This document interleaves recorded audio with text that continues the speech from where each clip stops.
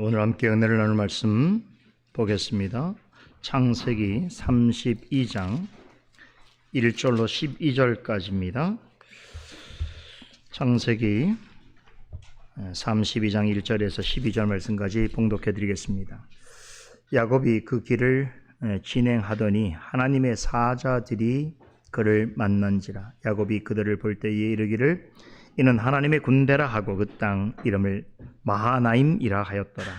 야곱이 세일 땅 에돔 들에 있는 형 에서에게로 사자들을 자기보다 앞서 보내며 그들에게 부탁하여 가로되 너희는 이같이 내 주 에서에게 고하라. 주의 종 야곱이 말하기를 내가 라반에게 붙여서 지금까지 있었사오며 내게 소와 나귀와 양떼와 노비가 있사오므로 사람을 보내어 내 주께 고하고 내 주께 은혜 받기를 원하나이다 하더라 하라 하였더니 사자들이 야곱에게 돌아와 가로되 우리가 주인의 형 에서에게 이른즉 그가 400인을 거느리고 주인을 만나려고 오더이다. 야곱이 심히 두렵고 답답하여 자기와 함께한 종자와 양과 소와 약대를 두 떼로 나누고 가로되 에서가 와서 한 떼를 치면 남은 한 떼는 피하리라 하고 야곱이 또 가로되 나의 조부 아브라함의 하나님 나의 아버지 이삭의 하나님 여호와여 주께서 전에 내게 명하시기를 내 고향 내 족속에게로 돌아가라. 내가 내게 은혜를 베풀리라 하셨나이다. 나는 주께서 주의 종에게 베푸신 모든 은총과 모든 진리를 조금이라도 감당할 수 없사오니 내가 내 지팡이만 가지고 이 요단을 건넜더니 지금은 두 때나 이루었나이다. 내가 주께 간구하오니 내 형의 손에서 에서의 손에서 나를 건져내시옵소서. 내가 그를 두려워함은 그가 와서 나와 내 처자들을 칠까 겁냄이니이다. 주께서 말씀하시기를 내가 정녕 내게 은혜를 베풀어 내 씨로 바다에 셀 수 없는 모래와 같이 많게 하리라 하셨나이다. 아멘.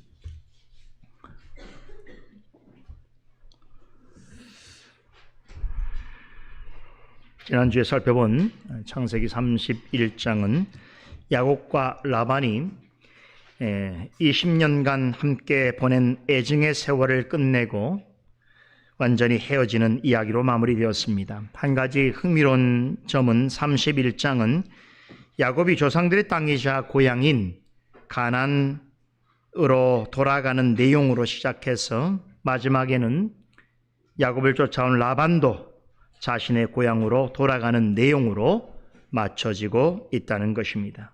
두 사람 다 고향으로 돌아가고 있습니다. 그런데 한 사람은 하나님이 말씀하신 약속의 땅으로 돌아가고 있는 반면에 다른 한 사람은 이교도들과 우상 숭배가 가득한 우상의 땅으로 돌아갔습니다. 두 사람은 헤어지기 전에 평화의 조약을 맺었습니다. 전반적으로 라반이 주도하고 야곱은 합의해 주는 방식으로 진행되었습니다. 그리고는 자신의 고향으로 돌아갔습니다. 이렇게 두 사람은 오랫동안 함께 기거하였고 함께 일하고 사업해서 함께 재산을 증식하고 부를 얻었습니다. 또한 함께 평화의 조약을 맺었습니다. 그러나 그들은 끝까지 함께 할 수 없었습니다. 두 사람이 가야 하는 길은 완전히 달랐습니다. 결국 서로 다른 길로 가야만 했습니다. 이 두 사람이 추구한 삶과 신앙은 예수님의 산상수훈의 결론 부분에 말씀하신 이 두 가지 서로 다른 길을 생각나게 합니다. 마태복음 7장 13절에서 27절 내용을 보면 예수님께서 행하신 최초의 공식 설교인 산상수훈의 결론에 해당하는 가르침이 나오는데 여기에는 각각 대조되는 한 쌍의 다른 무엇에 관한 언급이 있습니다. 13절과 14절에서는 넓은 문과 좁은 문에 관한 이야기, 또 15절에서 20절에서는 좋은 나무와 못된 나무에 관한 이야기, 또 21절에서 23절은 참된 제자와 거짓 선자를, 또 24절에서 27절은 지혜로운 건축자와 어리석은 건축자에 관한 이야기가 납니다. 이런 두 가지 서로 다른 존재에 대한 비교를 통해서 예수님께서는 당신의 제자로 살아야 하는 합당한 삶이 무엇인지를 확실히 알도록 해 주십니다. 그리고 주님의 말씀에 의지하여 분별 있는 선택과 바른 신앙을 추구하도록 촉구하십니다. 이 중에서 여러분이 잘 알고 있는 넓은 문과 좁은 문의 비유를 라반과 야곱에게 적용해서 말씀드린다면, 라반은 어떤 사람인가? 넓은 문, 곧 멸망으로 인도하는 문으로 나아가는 사람입니다. 예수님께서 이 비유에서 말씀하신 넓다라고 하는 이 말은 헬라어 유로코로스라고 하는 말인데, 넓다라고 하는 뜻과 땅이라고 하는 뜻의 합성어입니다. 즉 의미로 말씀드리자면 거칠 것이 없이 광활한 땅이라고 하는 의미를 지니고 있습니다. 즉 사람이 자기 뜻을 펼치기에 아주 좋은 땅, 즉 자신이 보기에 부와 성공이 보장되어 있는 길을 의미합니다. 그러기에 많은 사람들이 이 길을 가기를 좋아합니다. 하지만 예수님께서는 이 넓은 길을 가리켜 멸망으로 인도하는 길이라고 하셨습니다. 신약성경 곳곳에는 예수님께서 이 비유에서 멸망이라고 표현하신 이 말의 의미를 알려주는 구체적인 유형의 사람들이 등장합니다. 몇 가지만 예를 들어 보겠습니다. 멸망받을 사람이란 어떤 사람인가? 첫째, 성령으로 거듭나지 않은 사람, 곧 육으로만 살아가는 사람입니다. 이에 대해서 요한복음 3장 5절은 내가 진실로 내게 이르노니 사람이 물과 성령으로 나지 아니하면 하나님 나라에 들어갈 수 없느니라. 육으로 난 것은 육이요 영으로 난 것은 영이니 내가 내게 거듭나야 하겠다 하는 말을 놀랍게 여기지 말라라고 증거합니다. 성령으로 말미암아 거듭나지 않은 사람, 곧 그리스도의 십자가 대속의 은혜를 힘입어 제사함을 받지 못하고 그리스도와 연합되어지지 않은 사람은 구원 받을 수 없습니다. 둘째, 패역한 사람입니다. 가인과 발람과 고라의 길을 따르는 패역한 사람, 이에 대해서 유다서 1장 1절은 화 있을진저 이 사람들이요 가인의 길에 행하였으며 삭슬 위하여 발람의 어그러진 길로 몰려갔으며 고라의 패역을 따라 멸망을 받았더라 라고 전합니다.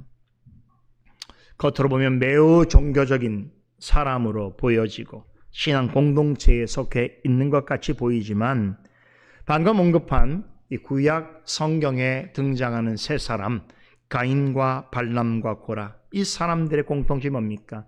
결국엔 하나님을 배반하고 믿음의 공동체를 분열시키고 진리를 배역한 자들입니다. 이런 사람들이 가는 길로 나아가는 자는 멸망으로 나아가는 사람이라고 성경은 가르칩니다. 셋째로 십자가 복음을 멸시하는 사람입니다. 고린전서 1장 18절은 십자가의 도가 멸망하는 자들에게는 미련한 것이요 구원받는 우리에게는 하나님의 능력이라고 전합니다.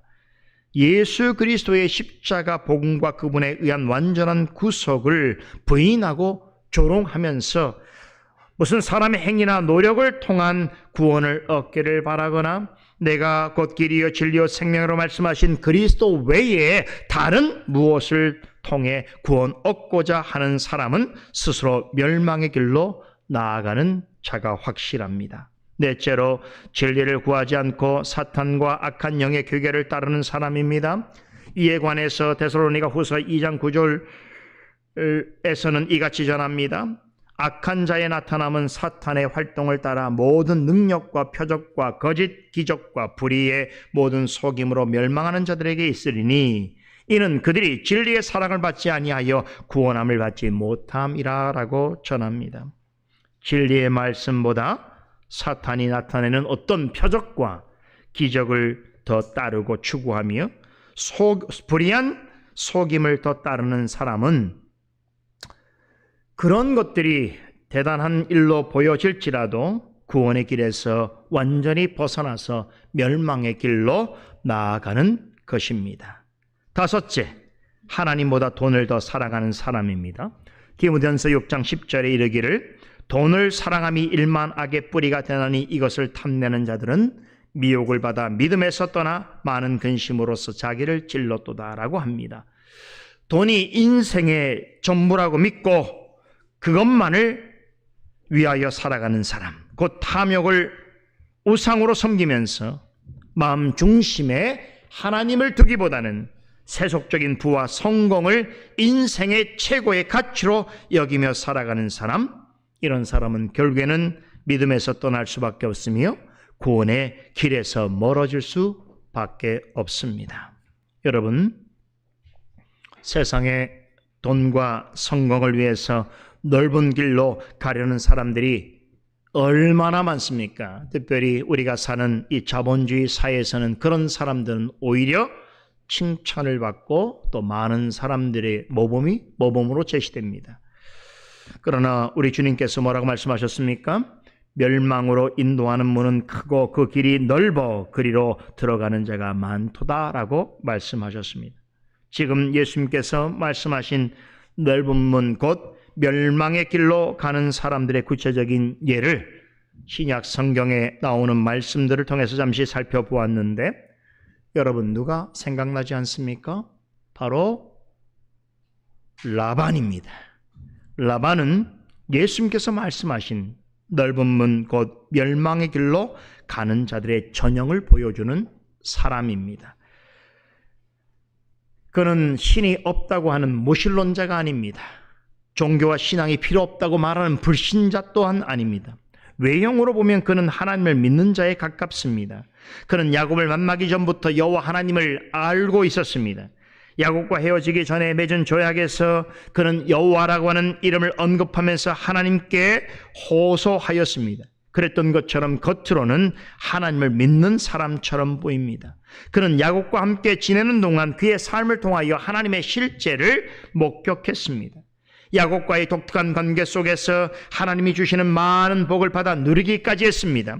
그럼에도 그는 하나님에게로 돌아가려는 야곱을 미워하고 핍박했습니다. 끝까지 그 가는 길을 막으려 했습니다. 그런데 야곱과 다른 길을 택했습니다. 참되신 하나님에게로 돌아가는 좁은 길 대신에 자신의 세속적이고 탐욕스러운 꿈을 실현해 줄 것 같고, 자신의 원하는 대로 자신의 감정과 욕망에 충실한 삶을 살아가기 위하여 많은 사람이 찾는 넓은 길, 넓은 문으로 나아가는 길을 택했습니다. 하지만 그 길은 멸망으로 인도하는 길입니다. 이렇게 라반은 예수님께서 말씀하신 넓은 문, 곧 멸망으로 인도하는 길로 나아간 사람을 대표하는 표본입니다.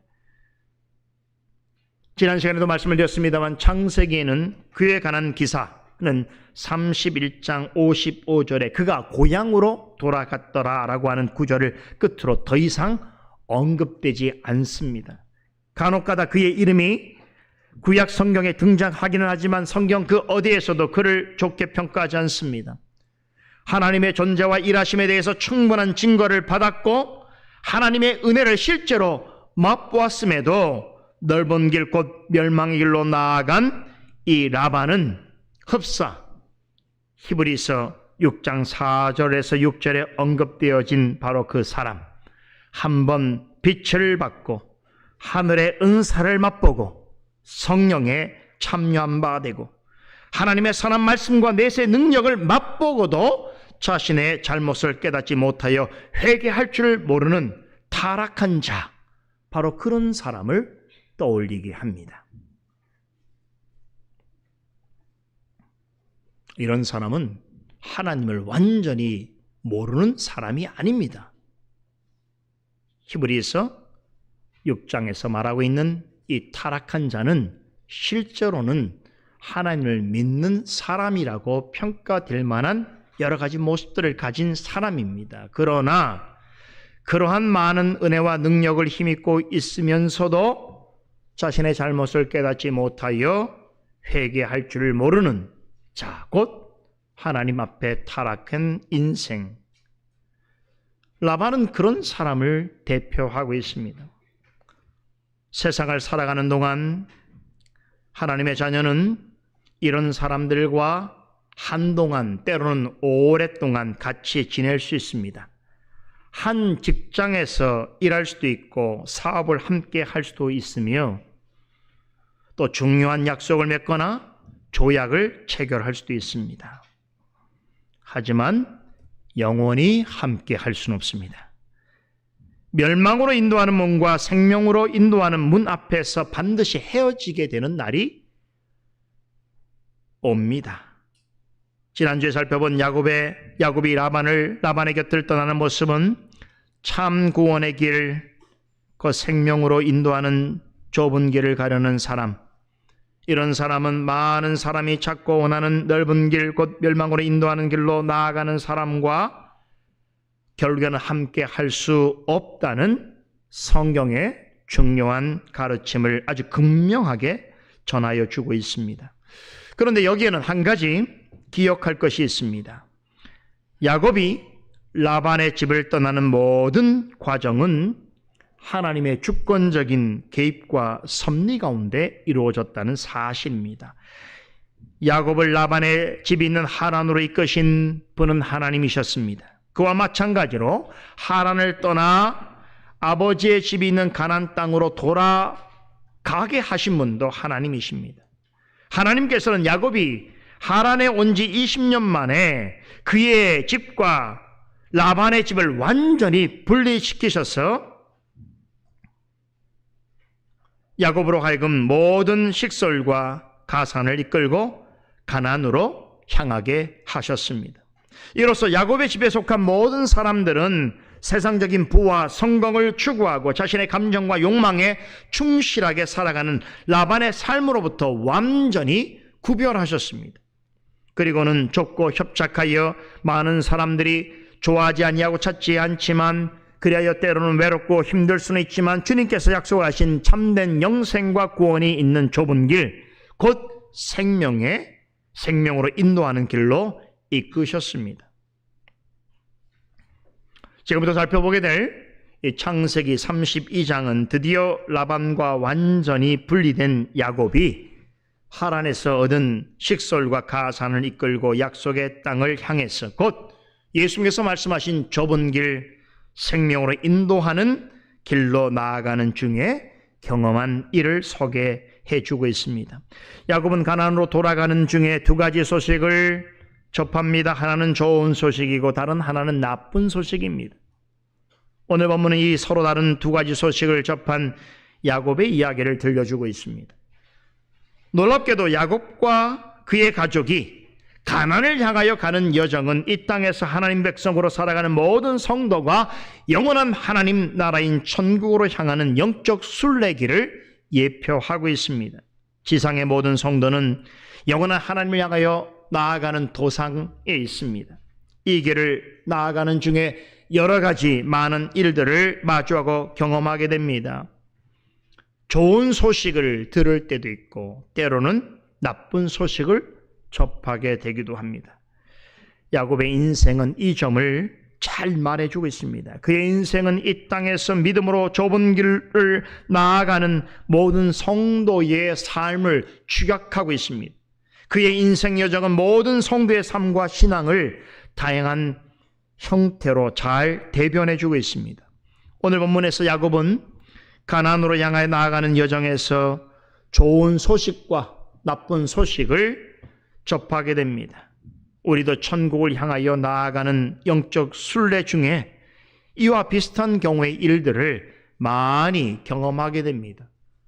좋은 소식을 듣기도 하고 때로는 나쁜 소식을 접하기도 합니다. 먼저 야곱이 들은 좋은 소식부터 살펴보겠습니다. 라반과 헤어진 후에 약속의 땅으로 가고 있는 야곱에게 좋은 소식이 들려옵니다. 1절을 봅니다. 야곱이 그 길을 진행하더니 하나님의 사자들이 그를 만난지라. 야곱이 자신의 가족과 모든 소유를 이끌고 약속의 땅 가나안으로 향하고 있을 때에 그가 접한 좋은 소식은 하나님께로부터 온 것입니다. 하나님께서는 말씀에 순종하여 약속의 땅 가나안으로 향하는 야곱을 만나 주십니다. 야곱은 얼마 전에 라반과 헤어졌습니다. 그 헤어짐이 있은 후에 야곱은 묵묵히 가나안을 향하고 있었습니다. 그때 하나님께서 그를 만나 주셨습니다. 정확하게 말하자면 하나님의 사자들로 하여금 야곱에게 찾아가 만나 주셨습니다. 여기서 말하는 하나님의 사자란 하나님을 수종드는 천사를 가리킵니다. 그런데 야곱이 만난 천사는 단 한 천사가 아닙니다. 복수의 천사들입니다. 오늘 본문에는 군대라는 표현을 사용할 정도로 많은 수의 천사들이었습니다. 이 장면에서 먼저 주목할 것이 있습니다. 모세는 야곱이 천사들을 만난 사건에서 우선적으로 이 만남이 어떻게 이루어졌는지를 강조하고 있습니다. 하나님의 사자들이 그를 만났다라고 합니다. 그러니까 이 만남은 야곱이 원해서 이루어진 것이 아니라는 것입니다. 야곱이 천사를 만나고 싶어 해서 만난 것이 아니라 하나님께서 때를 따라 주권적으로 그를 만나 주심으로 성사된 만남입니다. 우리는 이 점을 놓쳐서는 안 됩니다.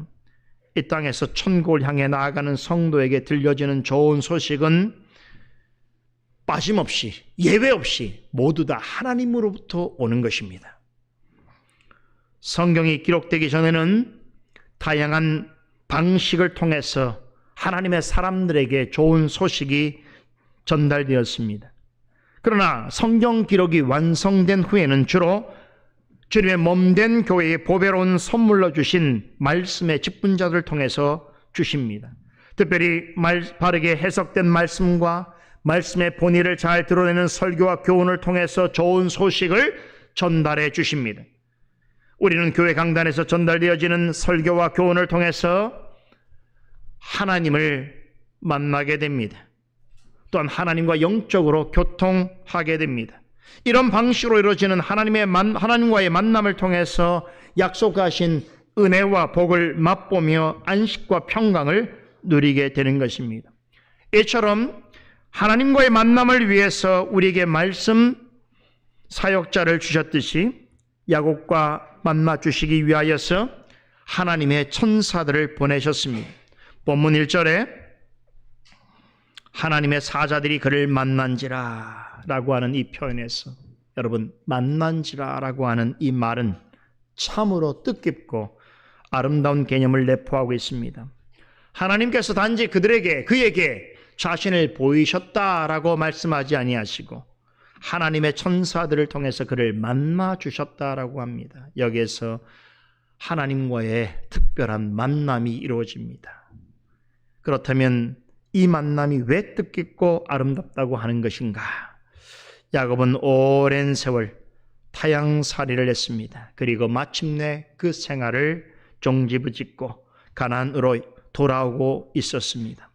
앞서 잠시 언급했듯이 야곱이 하나님께서 조상들에게 약속하신 땅이자 아버지의 집이 있는 고향으로 돌아오는 것은 하나님의 백성들이 영원한 천국을 향하여 가는 것을 상징적으로 나타냅니다. 이렇게 볼 때에 야곱이 가나안 땅에 들어오기 전에 천사들을 보내셔서 그를 만나 주신 것은 세상에서의 고되고 힘든 순례자 길을 마치고 영원한 안식으로 들어오는 당신의 백성을 위로해 주시고 환영해 주시고자 하시는 하나님의 아주 따뜻한 마음이 반영된 것입니다. 아버지 같은 마음이죠. 야곱이 라반의 집에서 오랜 세월 종살이를 마치고 아버지의 집으로 돌아가는 것은 이 세상의 여정을 마치고 하늘에 있는 아버지의 집으로 돌아가서 그분 안에서 영원한 안식을 누리게 될 영화의 단계에 다다르는 성도의 모습을 나타냅니다. 하나님께서는 하나님 땅에서의 종살이 생활을 마치고 약속의 땅으로 돌아오는 야곱을 위로하시고 환영해 주시기 위해서 먼저 하나님의 사자들을 보내셔서 그를 영접해 주셨던 것처럼 언젠가 우리도 이 세상에서의 삶의 모든 역경과 수고를 마치고 영원한 안식으로 들어가게 될 때에 하나님께서는 천군 천사를 통하여 우리를 영접하여 주실 것이고 그리고 그들의 에스코트를 받으면서 우리는 하늘나라로 들어가게 될 것입니다. 이것이 먼 훗날에 있을 일이라면 하나님께서 가나안으로 향하고 있는 야곱에게 앞서 천사들을 보내셔서 만나주신 보다 현실적인 이유가 있습니다. 하나님이 보내신 천사들을 그가 만나게 되는 것은 무엇보다도 야곱이 가는 길에 하나님의 보호하심과 인도하심이 있을 것을 나타내는 표적이기도 합니다. 야곱은 하나님이 보내신 천사들을 가리켜 뭐라고 합니까? 이것은 하나님의 군대다라고 했습니다. 그리고는 그 천사들을 만난 그 장소를 마하나임이라고 불렀습니다. 우리말 성경에는 마하나임을 하나님의 군대라고 하는 의미를 가진 말로 번역하고 있습니다만, 마하나임의 원래 뜻은 하나님의 두 군대를 라는 뜻입니다. 히브리어로 마하네는 단수이고 마하나임은 복수입니다. 여기서 두 군대란 두 진영을 뜻합니다. 이 의미대로 하면 하나님의 천사들이 두 진영으로 나뉘어져서 야곱을 에워싸고 있는 형국입니다. 그의 오른편과 왼편에 혹은 그의 가는 앞뒤로 호위하고 있는 하나님의 두 군대를 야곱은 보게 되었던 것입니다. 왜 하나님께서는 야곱으로 하여금 두 군대의 진영을 보게 하셨을까요?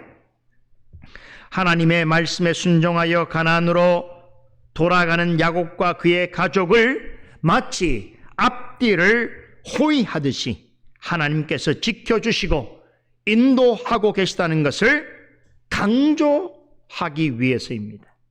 지난주에 살펴본 것 같이 하나님께서는 야곱의 길을 지켜주셨습니다. 야곱이 인사도 없이 떠났다는 사실에 분노한 라반이 사람들을 이끌고 추격하여 따라왔을 때에 야곱을 덮치기 전날 밤에 하나님께서 그에게 나타나셔서 너는 삼가 야곱에게 아무 말도 하지 말라라고 경고하셨습니다. 그 때문에 라반은 야곱을 해칠 능력이 있었지만 그를 해하지 않았습니다. 이 일은 이스라엘의 출애굽 사건을 기억나게 합니다. 이스라엘 백성이 홍해에 이르게 되었을 때에 바로의 군대가 바짝 뒤쫓고 있었습니다. 이스라엘 백성이 홍해를 건널 때에 그들도 뒤따라 진입했습니다. 그때 하나님께서는 불기둥으로 이스라엘과 바로 군대 사이를 막아서 더 이상 이스라엘을 추격하지 못하게 하셨습니다. 하나님께서는 야곱과 이스라엘 백성에게뿐만 아니라 우리에게도 이와 같은 은혜를 베푸십니다. 우리가 지난날에 지었던 수많은 죄악들, 그리고 지금도 완전히 떨치지 못하고 있는 우리의 옛사람의 성품과 기질들, 그런 것들은 과거적인 일이면서도 지금까지 여전히 우리를 괴롭히고 있습니다. 또한 하나님을 멸시하고 대적하는 악한 자들의 생각과 하나님이 없는 세상에서의 악한 사상과 문화들은 야곱 일행과 이스라엘 백성을 추격한 라반의 무리와 바로의 군대처럼 우리를 바짝 뒤따르면서 우리를 위협하고 괴롭히고 있습니다. 그럼에도 우리가 완전히 무너지지 아니하는 까닭은 하나님께서 우리의 뒤를 지켜주고 계시기 때문입니다. 우리에게는 과거이지만 하나님은 우리의 과거를 현재적으로 그 과거가 우리에게 미칠 나쁜 영향이 우리에게 미치지 않도록 지키고 계십니다. 하나님께서는 또 하나의 군대를 통해서 야곱의 앞길을 지켜주고 계십니다. 야곱은 하나님의 천사들을 만나는 좋은 소식을 접한 이후에 나쁜 소식 하나를 듣게 됩니다. 그의 형 에서로부터 전달된 소식입니다. 에서가 무장한 병력 400명을 이끌고 자기를 만나기 위해 지금 다가오고 있다라고 하는 소식이었습니다. 이 소식을 접한 야곱은 오늘 강설 제목처럼 심히 두려워하고 답답했습니다. 이렇게 야곱은 가나안을 향하여 가는 길의 앞뒤로 두 무리의 적에 둘러싸여 있습니다. 다행스러운 것은 야곱의 뒤를 쫓던 한 무리의 적은 하나님의 극적인 간섭하심으로 아무런 해도 끼치지 못하고 이미 돌아간 상태입니다. 하지만 야곱의 앞에는 그보다 훨씬 더 강력한 힘을 가진 적이 기다리고 있었습니다. 그런 상황에서 야곱에게 하나님의 두 군대가 나타난 것입니다. 하나님께서는 천사들로 이루어진 두 군대를 야곱의 가는 길의 앞뒤에 배치하셨습니다. 이렇게 하여 가나안으로 돌아가는 야곱과 그의 가족들은 하나님의 천사들에 의해서 완전한 호의와 완벽한 보호를 받고 있게 된 것입니다. 이것은 구속사적으로 굉장히 중요한 상징성을 가지고 있습니다. 하나님의 약속에 의지하여 가나안으로 돌아가는 야곱과 그의 가족은 단순한 개인이나 단순한 가족이 아닙니다. 야곱은 장차 형성될 이스라엘을, 그리고 그의 자녀들은 하나님 나라의 백성으로서의 이스라엘 백성을 가리킵니다. 출애굽기 12장 41절에는 이 출애굽한 이스라엘 백성들을 가리켜서 하나님의 군대라고 명명합니다. 그런데 여러분, 구약시대 이후에 하나님의 택함받은 백성으로 이루어진 하나님의 군대를 가리키는 것이 무엇인 줄 아십니까? 바로 교회입니다. 초대교회 성도들은 하나님의 군대를 뜻하는 이 마하나임을 교회로 보았습니다. 신약시대의 하나님의 군대는 곧 그리스도의 몸된 교회입니다. 그러니까 하나님의 백성들로 이루어진 하나님의 군대가 하나님의 천사들로 구성된 더 크고 강력한 하나님의 군대에 의해서 완벽하게 보호와 인도를 받고 있는 것, 바로 그 모습은 하나님께서 주님의 교회를 보호하시고 인도하시는 모습을 상징적으로 나타내고 있습니다. 그런 점에서 볼 때에 야곱의 가족이 하나님께서 보내신 천사들의 두 군대의 호의를 받으면서 가나안을 향해 가고 있는 것은 지상에 있는 주님의 교회들이 하나님의 전적인 보호와 인도를 받으면서 나아가는 모습을 나타내고 있는 것입니다. 이럴 때에 지상의 교회는 두 가지 유형의 모습을 나타내게 됩니다. 하나는 전투하는 교회요, 또 다른 하나는 승리하는 교회입니다. 야곱이 가족을 데리고 가나안을 향하여 나아갈 때에 앞뒤로 적들이 있었던 것처럼 주님의 교회도 이 땅에 있는 동안 많은 적들에 에워싸여 있습니다. 라반의 추격과 에서의 진격이 야곱에게는 생각지도 못했던 일이었던 것처럼 지상의 교회도 예기치 못한 어려움과 문제를 만날 때가 많습니다. 그래서 지상에 있는 동안 주님의 교회는 늘 전투하는 교회로 있어야 합니다. 그러나 두려워할 것이 없습니다.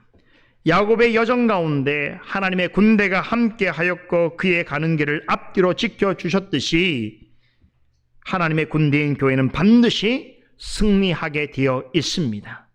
그래서 최종적으로 이 땅에서 성령과 말씀으로 전투하는 교회는 최종적으로 승리하는 교회로 남게 될 것입니다. 이처럼 야곱 일행이 가나안으로 가는 여정은 하나님의 군대와 함께하는 전투적 교회와 승리하는 교회의 참모습을 예표적으로 보여주고 있습니다. 이것이 구속사적으로 대단히 중요한 의미를 가집니다.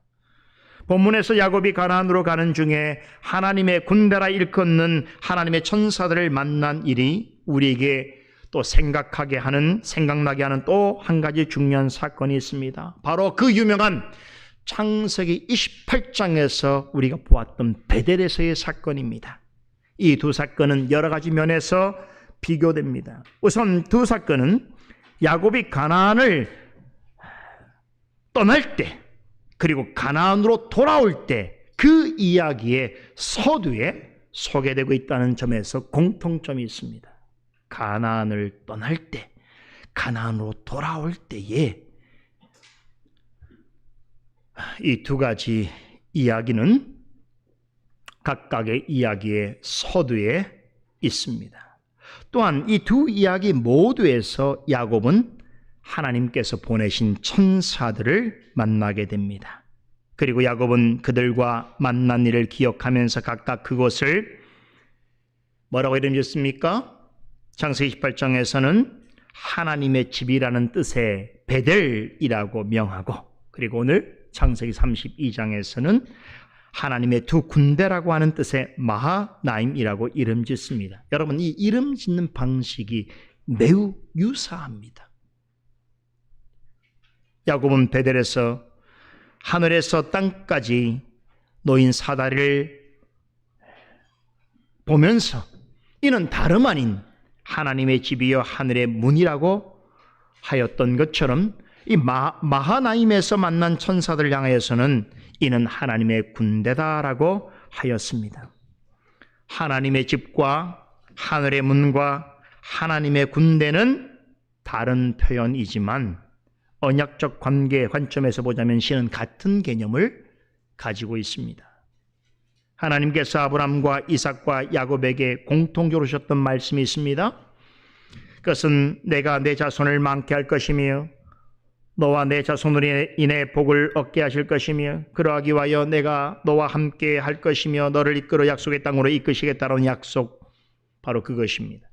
야곱이 베델과 마하나임에서 경험한 이 두 가지 사건은 하나님께서 아브람과 이삭과 야곱에게 말씀하신 언약을 하나님께서 스스로 어떻게 이루어 가시는가를 아주 실제적으로 보여주고 있습니다. 하나님께서는 이 같은 일을 야곱이 가나안을 떠날 때, 그리고 그가 가나안으로 돌아올 때 동일하게 보여주셨습니다. 이로써 야곱의 전 인생을 주권적으로 이끄시고 함께 하시는 이는 바로 아브람과 이삭과 야곱의 언약의 하나님이심을 분명히 나타내셨습니다. 야곱은 가나안으로 향하는 중에 마하나임에서 하나님의 천사들을 만났을 때에 분명히 20년 전에 홀로 가나안 땅을 떠나서 하란으로 가던 길에 그 베델에서 경험했던 일을 떠올리게 되었을 것입니다. 두 사건은 다른 시간에 다른 장소에서 다른 방식으로 일어났지만 실은 같은 하나님에 의해서 같은 목적을 가지고 보여주신 같은 사건입니다. 이 두 사건 모두 내가 어디로 가든지 하나님이 함께 하실 것이며 약속하신 것을 다 이루실 때까지 결코 너를 떠나지 아니할 것이며 반드시 너를 보호하여 지키실 것이라고 하는 하나님의 약속에 대한 가장 확실한 확증이었습니다. 이 일은 장차 야곱으로 대변되는 이스라엘과 하나님의 군대로 묘사되는 교회와 성도들을 향하여 부활 승천하신 우리 주님께서 볼지어다 내가 세상 끝날까지 너희와 항상 함께 있으리라고 약속하신 우리 주님의 약속과 일맥상통합니다. 조금 다른 의미에서 보자면 마하나임에서의 경험은 야곱으로 하여금 지금은 오래된 이야기입니다만 베델 사건과 함께 20년 전에 아버지의 집을 떠날 때 있었던 일을 기억나게 하였을 것입니다. 이를 통해서 야곱은 자연스럽게 가나안 땅을 떠나기 전에 아버지 집에 함께 있었던 형 에서의 존재를 상기하게 되었을 것입니다. 아버지와 어머니는 지금 당장이라도 달려가서 만나고 싶었지만 에서를 생각할 때는 마음 한켠에 두려움이 있었을 것입니다.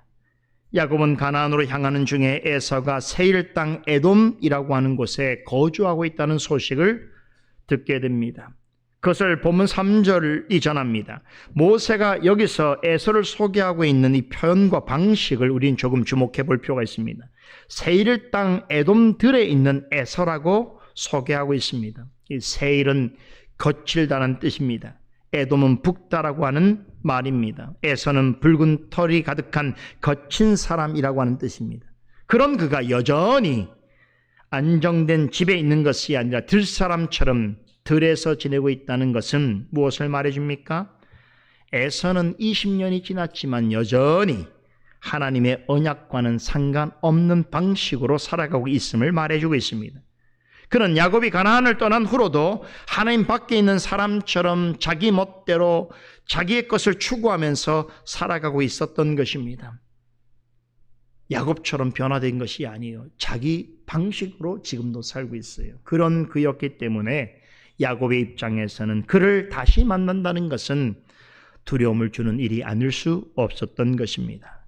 야곱은 에서가 살고 있는 세일 땅 에돔을 지나기 전에 이런 아이디어를 갖습니다. 내가 가나안 땅을 하란 땅을 떠나올 때에 자신을 박해하고 자신을 쫓아서 거기까지 추격해 온 라반과 마지막 순간의 평화의 조약을 맺었던 것처럼 20년 전에 내가 행한 일을 기억한다면 나를 죽일 듯한 할 그 형 에서와도 지금 에서 화해하기를 원했던 것입니다. 그래서 형을 만나기 전에 먼저 자신의 종들을 사신으로 보냅니다.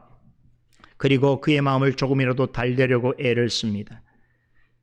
야곱은 세월이 많이 지났어도 조금도 변하지 않은 에서를 떠올릴 때에 그는 한시도 나를 잊지 않았을 것이고 나를 용서하지 않았을 것이라고 생각하게 된 것입니다. 자, 그러나 야곱은 어떻습니까? 야곱은 그 세월 동안 많이 변해 있었습니다. 이전에 비해서 가나안 땅으로 하란 땅으로 갈 때만 하더라도 혈혈단신으로 홀로의 몸을 갖지만 이제는 가족도 많아졌고 소유물도 증가했습니다. 무엇보다도 그의 신앙과 성품이 성장했습니다. 야곱은 종들에게 에서를 만나거들랑 내가 당신을 내 주라고 표현한다라고 말하면서 나는 당신의 종이요라고 칭했다라고 전하라고 하면서 자신의 메시지를 부탁했습니다. 야곱은 이전에 어땠습니까? 에서와 엄마의 뱃속에 있을 때부터 어떻게든 경쟁하면서 그 위에 서기를 원했었습니다.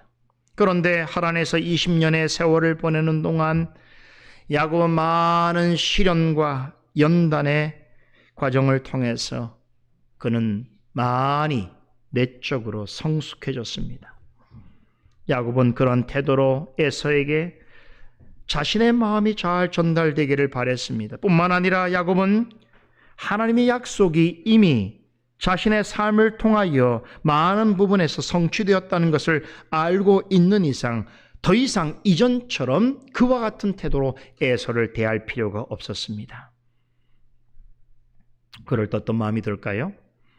형 에서에 대한 인간적인 미안함과 후회가 몰려왔습니다. 잠언서 15장 1절에 유순한 대답은 분노를 쉬게 한다라고 하는 말씀이 있습니다. 야곱이 에서를 만나기 전에 그의 마음을 부드럽게 하고자 했던 것은 참으로 지혜로운 일입니다. 여전히 자신을 향해서 분노하고 있을 에서를 향해서 내가 할 수 있는 것은 그에게 유순한 대답을 하는 것이다. 부드러운 마음으로 그를 대하는 것이다 라고 생각하게 된 것입니다. 혹시라도 형이 지나온 세월 동안 내가 어떻게 변했는가 궁금해할 수도 있고 또 지난 세월 동안 켜켜이 쌓아뒀던 형의 분노를 조금이라도 누그러뜨릴 수 있을까라고 하는 생각으로 자신의 종들에게 가서 내 형 에서를 만나거든 내가 나의 주라고 부르고 나는 당신의 종이라고 칭하며 또 20년 동안 지내왔을 나의 시간에 대하여 나의 삶에 대해서 내가 이렇게 전한다고 말해달라고 부탁했습니다. 내가 라반과 함께 지내며 지금까지 여기에 머물러 있었습니다라고 하는 이 간단한 한 문장으로 요약해서 지난날에 자신의 삶이 어떠했는지, 즉 지나는 동안 내가 왜 집으로 돌아갈 수 없었는지, 20년이 지난 지금에서야 돌아올 수밖에 없었는지 그 이유를 그는 말했습니다. 변명처럼 들릴 수 있겠습니다만 이것은 사실입니다. 이어서 야곱은 자신이 지금 돌아오고 있지만 아무것도 가진 것이 없는 실패자나 탕자의 모습으로 돌아오고 있지 않다는 것을 언급합니다. 자신에게는 소와 나귀와 양떼와 노비가 있다라고 하면서 이것들 중에 얼마를 하해의 표시로 기꺼이 에서에게 줄 의사가 있음을 밝힙니다. 이것을 알리면서 에서에게 내 주께 은혜 받기를 원하나이다 라고 전합니다. 이것이 야곱이 에서를 만나기 전에 사신을 보내서 이런 말을 전하게끔 한 목적입니다.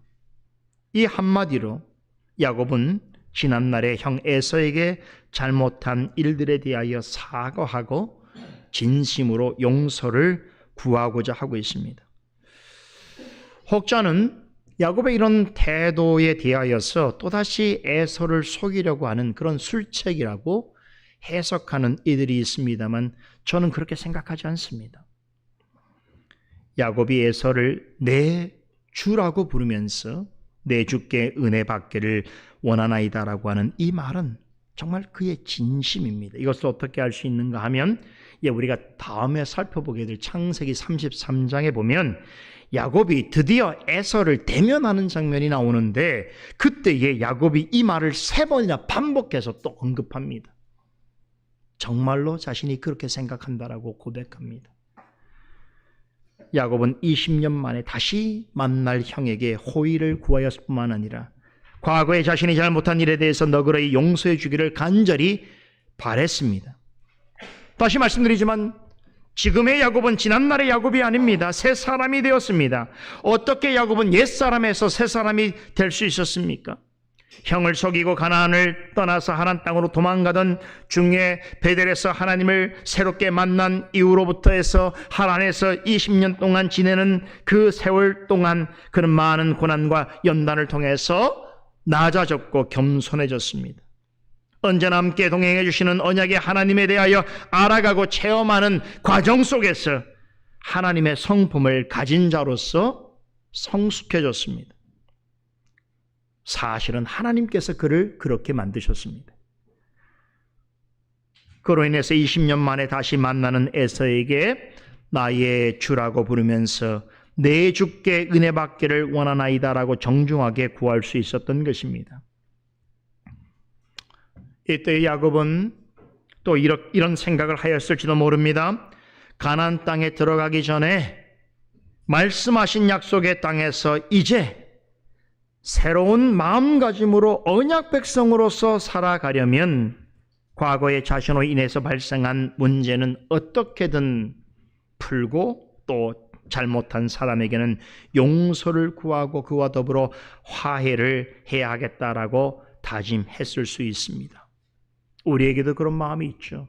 뭔가 새로운 일을 시작하려고 할 때에 지난 날에 있어서 잘못된 일들을 되돌아보면서 그것을 어떻게든 바르게 해결하고 또 나의 잘못된 것들을 구하고 그리고 화해하는 마음으로 새 일을 해야 되겠다, 새로운 삶을 살아야 되겠다라고 하는 각오를 가지게 됩니다. 아마도 야곱도 다시 돌아와서 살아가야 할 이 가나안 땅에서의 삶을 생각해 보면서 이제는 내가 전과 다른 자로 살아가야 하겠다라고 생각했을 수 있습니다. 예수님께서는 산상수훈에서 이와 관련해서 이렇게 교훈하신 적이 있습니다. 예물을 제단에 드리려다가 거기서 내 형제에게 원망 들을 만한 일이 생각나거든 예물을 제단 앞에 두고 먼저 가서 그 형제와 화목하고 그 후에 와서 예물을 드리라 라고 말씀하셨습니다. 이 말씀은 하나님 앞에 예배하는 것보다 사람과 화목하는 것이 더 중요하다라고 하는 뜻이 아니겠지요? 이런 의미입니다. 눈에 보이는 사람과의 관계에서도 화목하기를 애쓰지 아니하는 자가, 즉 눈에 보이는 사람을 사랑하기를 노력하지 아니하는 자가 어떻게 보이지 않는 하나님과 화목해질 수 있으며 하나님을 사랑한다고 말할 수 있겠는가 하는 것입니다. 마태복음 7장 12절에 그러므로 무엇인지 남에게 대접을 받고자 하는 대로 너희도 남을 대접하라고 하신 말씀도 이와 같은 맥락의 교훈입니다. 남에게 존경받고 싶다면 먼저 내가 존경해야 합니다. 남에게 사랑받고자 한다면 먼저 내가 사랑해야 합니다. 남에게 좋은 말을 듣고자 한다면 내가 먼저 좋은 말을 해야 합니다. 이 기본적인 교훈과 가르침을 우리는 이렇게 오랜 세월을 살아도 잘 못 지키지요. 참 순수할 때, 아이였을 때 잠깐 이렇게 하고 자라면서는 세파와 세상의 일들과 내 마음속의 근심과 걱정과 갈등 때문에 오히려 이런 일을 못합니다. 이렇게 해야 하는 줄 알면서도 못합니다. 그런데 이 교훈을 실천하는 사람이어야만 자신이 속해 있는 곳에서, 즉 가정과 교회와 직장에서 선을 이루고 덕을 세울 수 있습니다. 산상수훈의 한 말씀만 더 기억해 봅니다. 마태복음 5장 16절에 이같이 너희 빛을 사람 앞에 비추게 하여 저희로 너희 착한 행실을 보고 하늘에 계신 너희 아버지께 영광을 돌리게 하라 라고 하셨습니다. 하나님의 자녀로서 다른 사람에게 빛을 비추는 선한 행실을 할 때에 그러한 일을 기쁘게 행하는 모습을 보고서 사람들이 이런 생각을 하게 된다는 것입니다. 아, 저 사람이 믿는 신은 참신이구나. 저 사람의 신앙은 가짜가 아니구나. 진짜이구나. 저런 사람이라면 내가 신뢰하고 믿을만 하겠구나. 만일에 내가 종교를 가지고 신을 믿는다면 저와 같은 사람의 종교와 신을 믿고 따라야 하겠구나라고 생각할 수 있단 말이지요. 그러할 때에 그 자체로 그것은 하나님께 영광을 돌리는 일이다 이 뜻입니다. 그런 점에서 야곱이 에서를 만나기 전에 행한 태도는 우리에게 참 큰 귀감과 도전이 됩니다. 그런데 곧이어 지금까지 이토록 성숙한 태도를 보이던 야곱을 심히 두렵게 하는 일이 발생합니다. 그런 나쁜 소식을 듣습니다. 자신이 보냈던 종들로부터 형 에서가 400명의 무장 세력을 거느리고 자신에게로 향하여 오고 있다는 소식을 듣게 됩니다. 야곱은 자신의 마음이 어떻게 잘 전달되었는지를 확인하기도 전에 에서가 이미 자신이 가나안으로 오고 있다는 사실을 알고 있었다는 점과 그리고 지금 이 순간 400명의 작은 군대 규모에 해당하는 많은 수의 사람들을 이끌고 자신을 향하여 다가오고 있다라고 하는 소식을 접하고는 큰 충격에 사로잡힙니다. 본문 7절은 이 소식을 들은 야곱의 심리를 이렇게 표현합니다. 심히 두렵고 답답했다라고 합니다. 여기서 답답하다라고 한 말은 단지 애타고 갑갑하다는 뜻이 아닙니다. 이 단어에 해당하는 히브리어 원뜻은 강하게 억누르다, 억압하다입니다. 즉 이 말의 의미는 무엇입니까? 야곱이 이 소식을 통하여 받은 충격과 공포가 얼마나 대단하고 컸는가를 말해주고 있습니다. 방금 전까지만 하더라도 마음속에 어떤 생각을 했습니까? 자신이 먼저 보낸 종들로부터 좋은 소식이 들려올 것이라고 생각했던 것이죠. 얼마 전에 라반과 평화의 조약을 맺을 수 있었던 것처럼 나의 형과도 화목해질 수 있을 것이라고 기대하고 있었던 차에 다시 돌아온 종들에게로부터 들었던 소식은 무엇입니까? 그게 아닌 거예요. 형이 나에게 어떤 마음을 가지고 있는가를 확인하기도 전에 그가 400명의 무력 군인들을 이끌고 자신을 향하여 오고 있다라고 하는 이야기를 들었던 것입니다. 아마도 이 상황이라면 아마 자신의 종들에게 부탁한 그 메시지가 에서에게 전달되지 못할 수도 있습니다. 그러니 야곱은 이 소식을 듣고는 엄청난 두려움에 짓눌리는 듯한 심적인 고통을 느끼게 된 것입니다. 이것은 자신을 뒤쫓아왔던 라반과 무리들을 만났을 때와는 차원이 다른 공포였습니다. 물론 야곱은 에서가 어떤 생각으로 자신을 향하여 다가오고 있는지 알지 못했습니다. 그러나 예감이 좋지 않았습니다. 혼자 오는 것이 아니라 무장한 군사 400명을 거느리고 오고 있다는 것은 사실상 피와 사륙을 보기 위한 전쟁을 의미하는 것이기 때문에 더더욱 두렵고 공포스러운 일이 아닐 수 없었습니다. 혹시라도 에사가 지난날에 자신이 장자의 명분을 빼앗고 축복을 가로챈 일을 지금도 잊지 못하고 있어서 그동안 마음속에 쌓아뒀던 분노를 풀고자 그 대가로 자신의 모든 가족을 죽이고 소유물들을 약탈하기 위해서 오고 있는 것이라면 상상하기 어려운 불행한 일이 일어날지도 모를 그런 상황이었던 것입니다. 분명 야곱은 이전과 다르게 성숙한 믿음과 인격을 소유한 자로 변해 있었지만 여러분, 이런 상황에서조차 태어나질 수는 없었던 것이겠죠. 두려움에 압도되었습니다. 걱정이 태산 같았습니다. 아무리 믿음이 좋은 사람이라도 이렇게 예기치 못한 일을 당하면 누구나 이럴 수 있습니다. 오늘 주일 오전에 살펴봤던 시편 130편의 기자처럼 하나님을 경외하는 자라 할지라도 때로 어떤 일로 인하여서 깊은데 곧 수월같이 죽음의 세계에 빠져 있는 것 같은 기가 막힐 웅덩이와 수렁 속에서 멸망의 웅덩이에 던져져 있는 것 같은 그러한 고통을 겪을 수 있는 것입니다. 바로 야곱이 지금 이런 상황입니다. 그는 심히 두렵고 답답해하고 있습니다. 그런데 놀랍게도 이런 상황에서도 야곱은 정신줄을 놓지 않았습니다. 이런 상황에서 우선적으로 자신이 해야 할 최선의 일이 무엇인가를 고민했습니다. 지금과 같은 상황에서 그가 택할 수 있는 선택지는 세 가지뿐입니다. 에서의 군대와 맞서 싸우든지 아니면 다시 하란 땅으로 되돌아가든지 아니면 지혜롭게 피할 방법을 강구하든지 셋 중에 하나였습니다. 야곱은 숙고를 거듭했습니다. 이 중에서 에서와 맞붙어서 싸우거나 다시 하란으로 돌아가는 것은 어리석기 그지없는 생각이었습니다.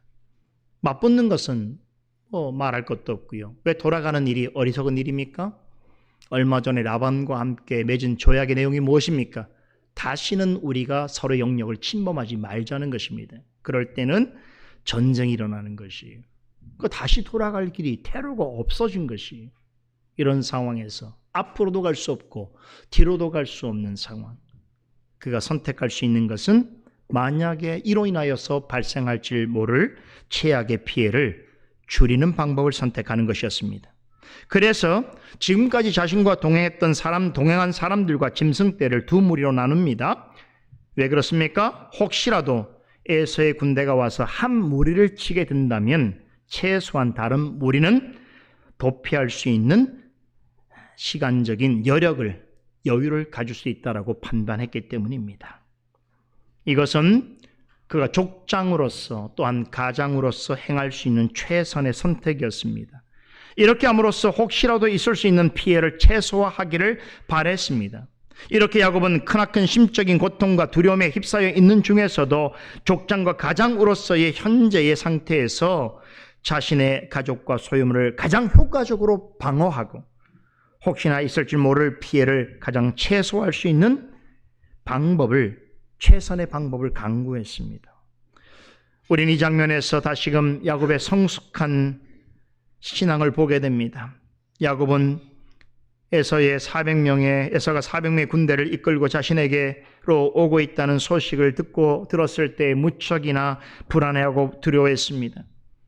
어쩌면 지금까지 살아가면서 가장 커다란 위기이며 환난일 수 있는 상황입니다. 그런데 야곱은 한 인간으로서의 연약한 모습을 보이면서도 또한 믿음의 사람으로서 두려움 가운데 떨고 있지만 그런 중에서도 어려움을 극복하기 위해서 최선의 노력을 다하고 있는 모습을 우리에게 보여주고 있습니다.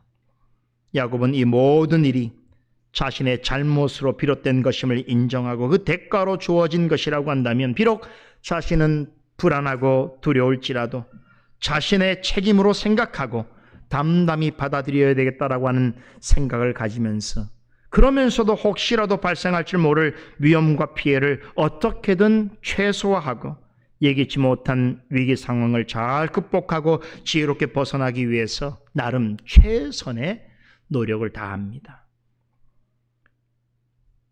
혹여 야곱의 이러한 태도를 믿음의 일이 아니라고 생각하는 사람이 있다고 한다면 큰 오산입니다. 여러분,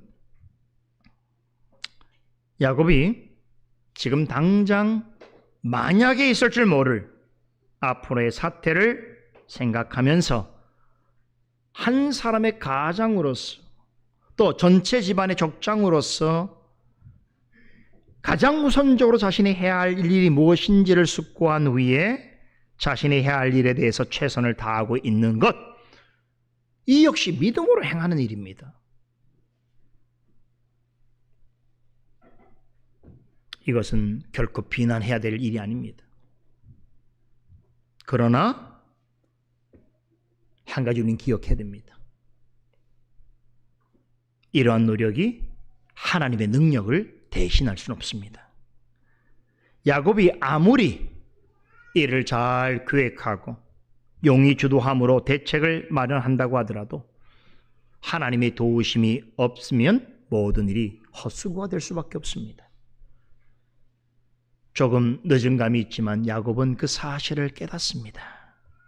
너무 경황이 없어서 먼저 자신의 생각대로 자구책을 마련하는 일에 힘을 썼지만 이것은 어려움을 극복하는 최고의 수단이 아니라는 것을 금세 그는 깨닫게 됩니다. 마침내 이 사실을 깨닫게 된 야곱은 그의 인생에 있어서 가장 큰 위기 앞에 하나님께 가장 절실히 기도하게 됩니다. 이 내용이 9절로부터 12절에 나옵니다. 흥미로운 사실은 이 본문에 나오는 기도는 창세기에 처음으로 기록된 야곱의 기도입니다. 물론 성경에 야곱의 기도로서 처음 언급되었다고 해서 그가 이전에 기도하지 않았다라고 단정할 수는 없겠지만 성경에서 말하고 있는 야곱의 처음 기도입니다. 그것은 분명합니다.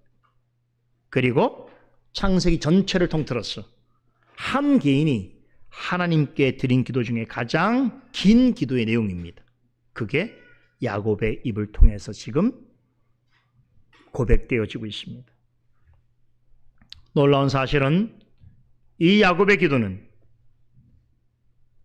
오고 오는 모든 세대의 하나님의 택한 백성들에게 하나님께서 받으실 만한 기도의 모범을 제시해 주고 있습니다.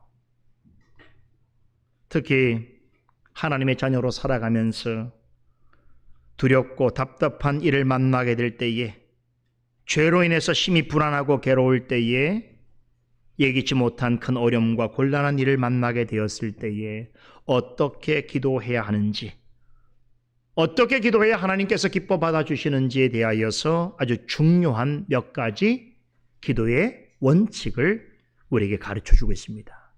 오늘 이 말씀을 전해드리면서 오늘 강서를 마무리하려고 합니다. 4가지입니다. 첫째, 나의 기도를 들어주시는 하나님이 언약의 하나님임을 인정하고 하나님과의 언약적 관계를 인식하면서 기도해야 합니다. 9절 상반절에 보면 야곱은 나의 조부 아브라함의 하나님, 나의 아버지 이삭의 하나님 여호와라고 부르짖고 있습니다. 야곱은 할아버지 아브라함과 아버지 이삭의 하나님이 참되신 하나님이심을 믿고 있습니다. 그렇다면 아브라함과 이삭과 야곱의 신앙을 공통적으로 묶어주고 있는 것이 무엇입니까? 그것은 바로 하나님의 언약입니다. 우리가 기도할 때에 언약의 하나님을 기억해야 할 이유가 여기에 있습니다. 언약의 하나님은 언약하신 대로 당신의 자녀들에게 무한히 거룩하시고 신실하시고 영원하십니다. 그래서 아브라함과 이삭과 야곱의 하나님, 그 하나님을 오늘 우리도 이름하여 부를 수 있습니다. 그런데 지금 우리는 야곱보다도 더 확실한 언약의 약속 가운데 기도할 수 있게 되었습니다. 그는 할아버지 아브라함, 아버지 이삭의 하나님, 곧 조상들의 하나님을 찾으면서 하나님께로 나아갔지만 우리는 우리 주 예수 그리스도의 아버지이자 우리의 아버지가 되시는 하나님께로 그 하나님을 나의 아버지라고 부르면서 나아갈 수 있는 특권을 가지게 되었습니다. 그 이유는 언약의 완성자이신 예수 그리스도께서 우리를 위해 행하신 완전한 구속으로 인하여서 이제 우리는 아브람과 이삭과 야곱의 하나님을 하늘에 계신 우리 아버지라고 부르면서 기도할 수 있게 된 것입니다. 그런 점에서 우리는 야곱보다 훨씬 더 확실하고 강력한 언약에 근거하여 기도할 수 있는 자리에 있게 된 것입니다. 이 얼마나 기쁘고 감사한 일입니까? 둘째로 하나님의 확실한 약속의 말씀을 근거로 기도해야 됩니다. 9절 하반절에 주께서 전에 내게 명하시기를 내 고향 내 족속에게로 돌아가라 내가 내게 은혜를 베풀리라 하셨나이다 라고 하는 말씀이 있습니다. 야곱은 자신의 어려움을 무조건 하나님께 해결해 달라고 호소하지 않습니다. 요구하지 않습니다. 인생의 가장 커다란 위기를 당했을 때에 그는 어떻게 기도합니까? 예전에 하나님께서 주셨던 약속의 말씀을 기억하여 그 말씀에 근거하여 간구합니다. 우리는 위급할 때일수록 하나님의 주신 말씀을 붙잡아야 합니다. 세상의 모든 종교마다 기도를 강조합니다. 하지만 세상에 하나님의 말씀을 붙잡고 간구하는 사람은 하나님의 백성뿐입니다. 예수님께서도 시험을 받았을 때에 고난 중에 계실 때에 말씀을 의지하여 기도하셨습니다. 십자가를 지셔야 하는 최악의 고난 앞에서도 나의 원대로 마옵시고 아버지의 원대로 하옵소서라고 간구하셨습니다. 기도는 나의 소원을 하나님께 아뢰는 것이지만 하나님의 뜻이 이루어지기를 바라는 기도야말로 하나님이 기뻐하시는 참된 기도입니다. 이런 기도를 드리려면 말씀을 알아야 하고 말씀의 확실성 위에서 간구해야 합니다. 셋째로 나의 연약함과 무가치함을 겸손히 인정하면서 하나님께 구해야 합니다. 10절에서 야곱은 이같이 간구합니다. 나는 주께서 주의 종에게 베푸신 모든 은총과 모든 진리를 조금이라도 감당할 수 없사오나 라고 합니다. 여기서 야곱은 놀라운 신앙 고백을 하고 있습니다. 야곱은 하나님 앞에서 자신을 당신의 종이라고 고백합니다.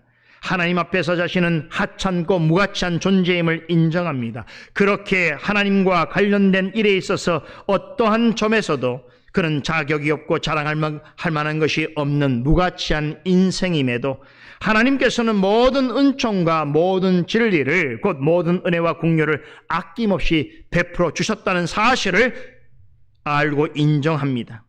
지난 과거에 우리가 하나님 앞에서 행했던 일들을 생각해 볼 때에 우리는 사도 바울처럼 디모데전서 1장 15절에 고백한 것 같이 고백할 수밖에 없습니다. 우리는 죄인 중에서도 괴수다.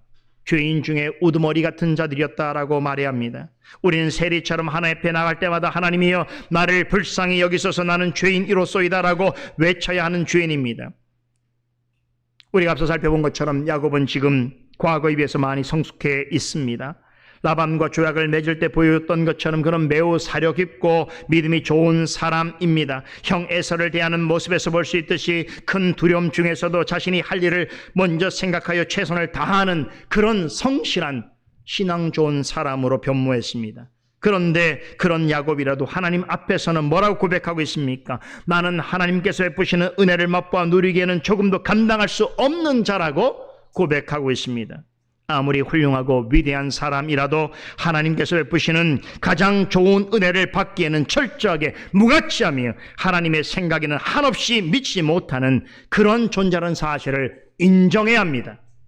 이렇게 자신은 하나님의 가장 작은 은혜조차도 감당할 수 없는 작은 자요 무익한 자요 공로 없는 자라는 사실을 솔직하게 인정하여 겸손히 하나님 앞으로 나오는 사람이야말로 역설적으로 하나님이 주실 가장 큰 자비와 축복을 받을 만한 가장 준비가 잘 되어 있는 사람입니다.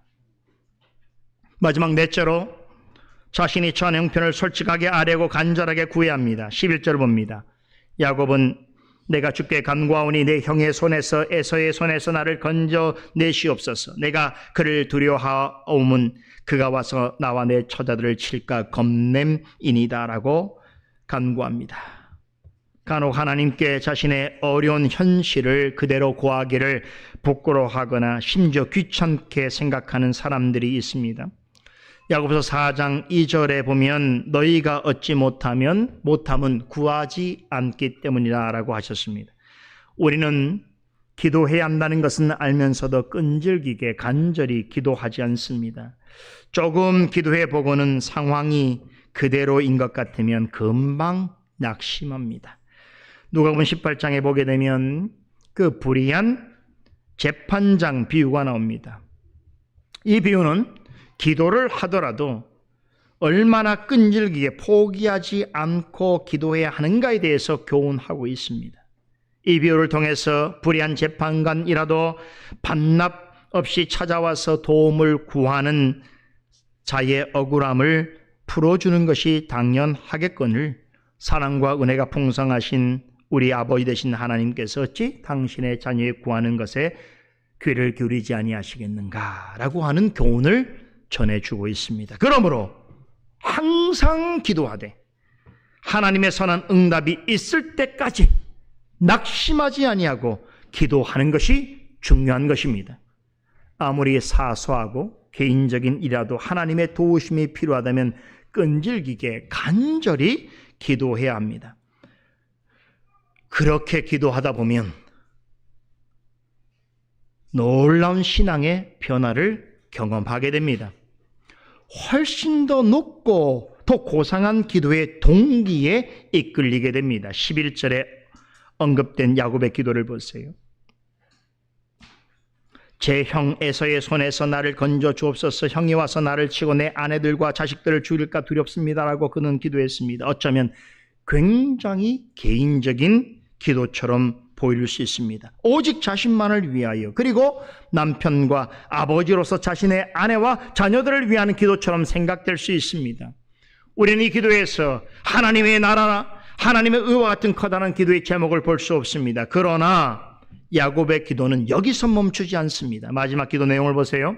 12절을 봅니다.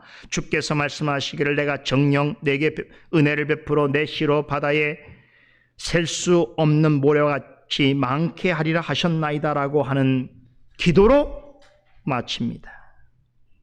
우리는 야곱이 드린 마지막 이 기도에서 그의 기도가 하나님의 더 크신 은혜와 장차 행하실 더 크신 일을 바라보는 소망으로 끝맺어지고 있음을 발견할 수 있습니다.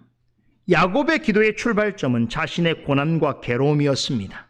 그런데 야곱은 자신의 문제를 안고 하나님께 간절히 기도하는 중에 하나님께서 자신으로 하여금 더 높고 숭고한 기도의 동기로 이끌어 가신다는 것을 깨닫습니다. 방금 전까지 야곱의 기도는 자신과 자신의 처자들에게 집중되어 있었습니다.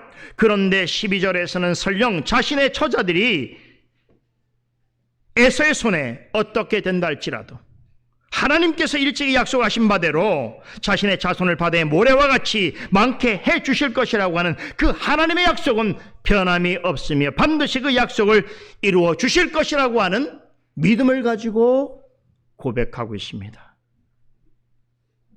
와, 놀랍지 않습니까?